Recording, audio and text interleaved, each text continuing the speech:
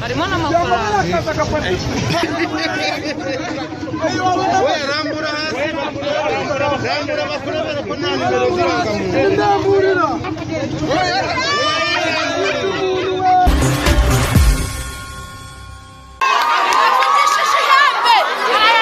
hari saa 4 za mu gitondo ubwo abacuruzi n'abanzwe bakora ubushabitsi bari bahugiye mu mirimo yabo muri uyu mujyi wa Kamembe. Amaze mu buryo busa n'ubutunguranye abantu babona umugabo uri kwigaragura mu muhanda. Bamwe babanje gukeka ko ari moto imugonze, mu gushidikanya kwinshi birangira bamugezeho ariko batangira kumva ibyo yivugiraga.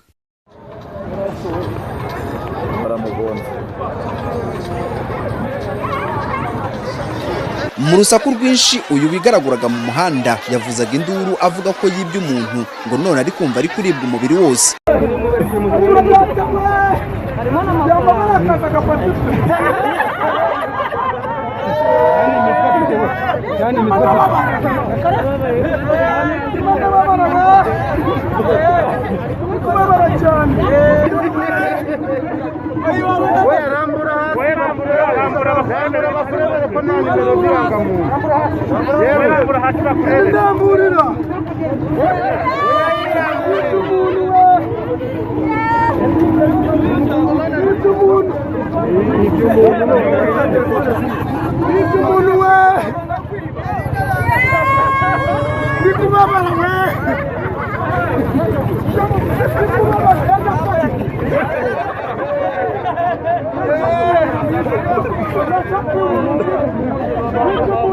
Nyuma y'iminota mike haje guhinguka umugabo ugaragara ko ari igikwerere, maze uyu wavugaga ko yarozwe n'uwo yibye yahise amuha ikofi yari yibye. Undi nawe akora mu mufuko y'ikoti imbere yambaye akura mu ihembe rito, maze ari kubita uwo mugabo ku kibuno ndetse no mu mugongo. Aho hasi yari aryamye yaje kuhazanzamuka abantu batangira kwiyamira.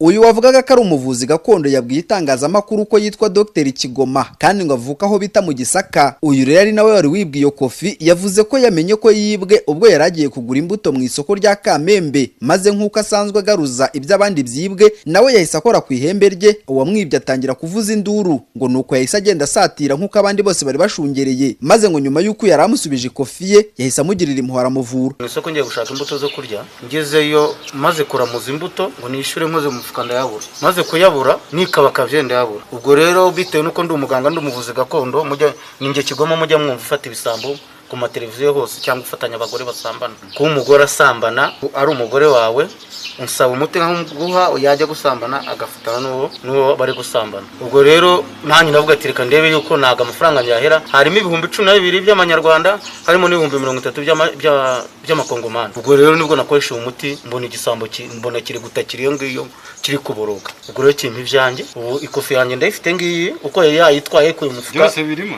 ngibi dore na sheke nkoresha ngiye kubikura byose niranga muntu nimwe yariri byose nimwe byari biri. Dore amafaranga ngaya y'amakongomani ngaya. Ngewe ndi umunyagisaka, Gisaka nago tujya twibwa. Abantu bari uruvunga nzoka muri uyu mujyi bashaka uyu mugabo kugira ngo abafashe kugaruza ibyabo byibwe. Uwo mwanya polisi yahise hahinguka maze ifata uyu mugabo wavugaga ko ari umuvuzi gakondo imuvana mu ruhame. Icyakora yahise arekurwa yurira motarata. Aha mu karere ka Rusizi hasanzwe hamenyerewe ikita gushambagiza, aho umuntu ashobora kwibwa maze akajya ku muvuzi gakondo akamufasha kugaruza ibye byibwe byose. Icyakora n'abakunze kuvuga ko hari igihe uwibye batamutegeka kugarura ibyo yibye, ahubwo bagahitamo kumwica cyangwa akajya kwiroha mu ruzi cyangwa mu kindi kintu cyose gishobora kumwica mu buryo bwihuse. Abantu rero bakavuga ko uyu mugabo wari wibye uyu muvuzi gakondo ngo yagize amahirwe menshi cyane. Mu mujyi wa Kamembe w'akarere ka Rusizi nari Ntakirutimana Alfredi, TV1.